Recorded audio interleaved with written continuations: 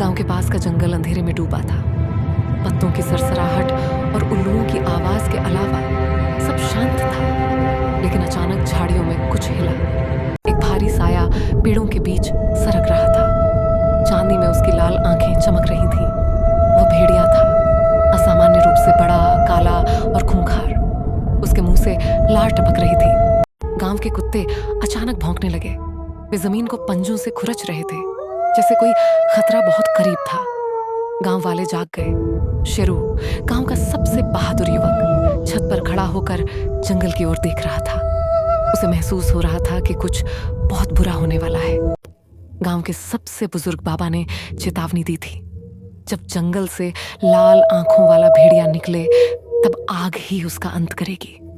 रात के सन्नाटे में एक भयानक चीख गूंजी। गांव का ही एक आदमी खेतों में कुछ देखने गया था। अगले ही पल वह खून से लथपथ दौड़ता आया और जमीन पर गिर पड़ा। गांव की पहली झोपड़ी के पास परछाई हिली। एक महिला ने खिड़की से देखा, वो भेड़िया। उसके लंबे नुकीले दांत चांदी में चमक रहे थे। भेड़िया अचानक झोपड़ी की दीवार पर झपटा और अपने पंजों से उसे खरोंचने लगा। अंदर लोग डर के मारे सहम गए। शेरू ने अपनी पुरानी तलवार उठाई। उसे पता था कि भेड़िया सिर्फ ताकत से नहीं बल्कि आग से मरेगा। गांव वालों ने जल्दी जल्दी मशालें जलाई। आग की रोशनी में भेड़िया गुस्से से गुर्राया और पीछे हट गया। भेड़िया गांव से भागा, लेकिन उसकी आंखों में आग जल रही थी। वो रुकेगा नहीं, वो फिर आएगा।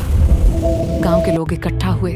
किसी ने कहा, ये तो कोई साधारण भेड़िया नहीं, कोई शापित आत्मा है। बूढ़े बाबा ने कहा, हमें उसे आग के घेरे में लाना होगा। गांव वालों ने सिर हिलाया। ये एकमात्र उपाय था। शेरू और गांव वालों ने जंगल के पास आग का घेरा बनाने की योजना बनाई।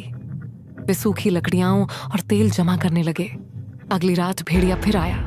इस बार उसकी गुर्राहट और तेज थी। वो सीधा गांव के बीचों बीच कूदा। जैसे ही भेड़िया कूदा, गांव वालों ने चारों ओर आग लगा दी। वो फंस गया। भेड़िया आग में घिर गया। उसने गगनभेदी चीख मारी। उसकी चमड़ी जलने लगी। भेड़िया राख बन गया। गांव फिर से सुरक्षित हो गया। शेरू ने राहत की सांस ली, लेकिन उसे पता था खतरा कभी भी वापस आ सकता है।